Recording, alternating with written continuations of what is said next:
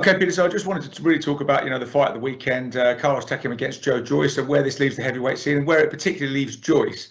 So, the fight itself was interesting. Obviously, Joyce is 12-0, and going into this fight, Carlos Takam is a very experienced guy, but a bit of a gatekeeper, 40 years old, and, has really lost to only the top flight guys. You'll remember that he was stopped by Anthony Joshua in 2017 in the 10th round.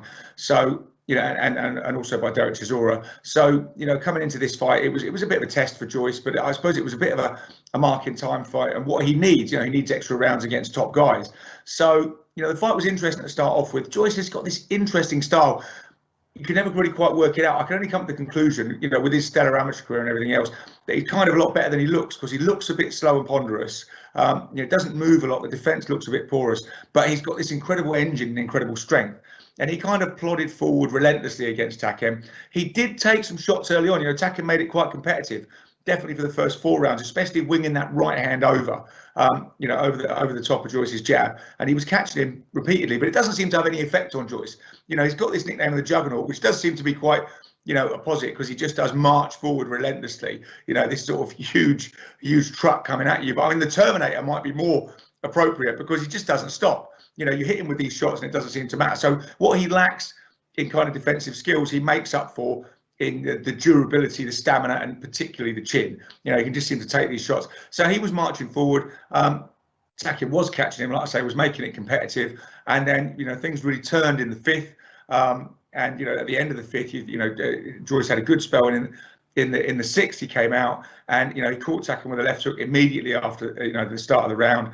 And he just followed up relentlessly again with these sort of slow, thudding shots. Takam was moving well and throwing back at the start, but then he stopped throwing back. He was still bobbing and weaving, where referee Steve Gray stepped in and stopped the fight.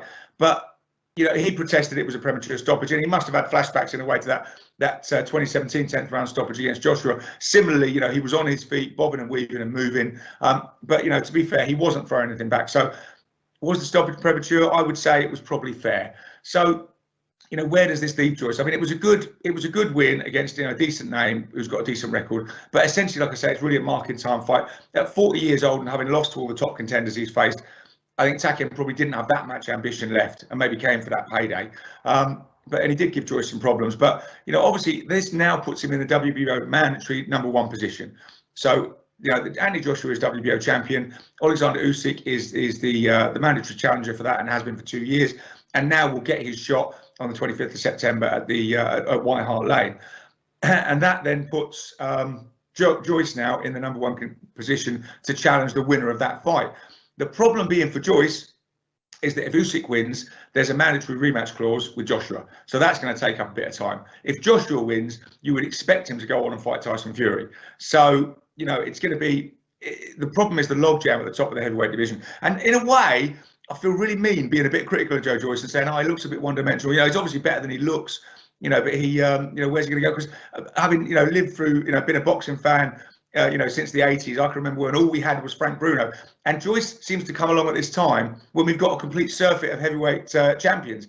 Britain is overrun with heavyweight champions. So we're a bit like, this guy's ranked #7. Now he's ranked in the world. Now he's ranked #1 by the WBO. But, we're looking at Fury. We're looking at Joshua. We've got all these other people coming through. Fraser Clark, looks like he's going to be great after he represents us in the Olympics. So, it's a bit unlucky for Joyce, because if this was the 80s or in the early 90s, we would be raving about him. And I think that's part of the problem with Joyce. He never seems to get quite the rub of the green. If you look at Joshua's Olympic journey, he represented us in the home games in 2012. He emerged a superstar from that. I thought he really got the rub of the green in the first fight against the Cuban and in the last fight against Camarelli, the Italian. But he gets that. And, he could have been stopped against Klitschko, but he just got the benefit of the doubt, and he got up off the floor and won that fight incredibly. So I'm not saying he's a lucky fighter, because he's an incredibly skilled, amazing all-round athlete. But, he just has that little bit extra that the wind blows in his favour sometimes. And Joyce doesn't seem to have that. Like I say, he comes along at a time when we've got loads of great heavyweight champions.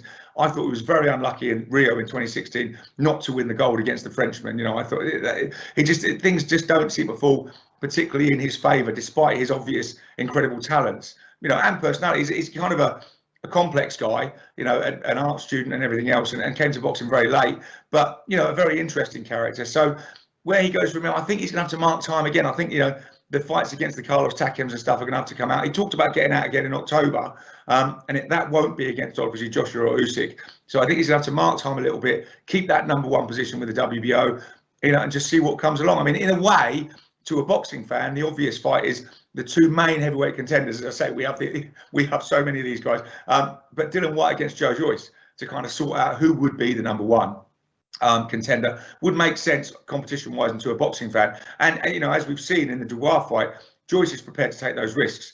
He can't hang around. He's 35 now.